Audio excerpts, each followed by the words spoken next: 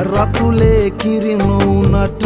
පපුවේ හංගලා දරුසෙනේ හස තිබුණේ මහමෙරකට වඩා දෙවියන් බුදුන් වදින ගාථා මතුරලා වැඳ වැටුනේ රකින්න තාත්තා දිවිතුරා වැඳ වැටුනේ රකින්න තාත්තා දිවිතුරා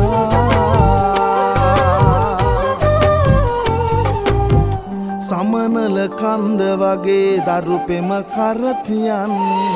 දහදිය මුතුවලින් පත සරි කරන් නොසිඳෙන සයුර වගේ සෙනෙහස උතුරමින් දිවියේ පෞර තැනු තාත්තා මගේ බුදුන් දිවියේ පෞර තැනු තාත්තා මගේ බුදුන් සමනල කන්ද වගේ දරු පෙම කරති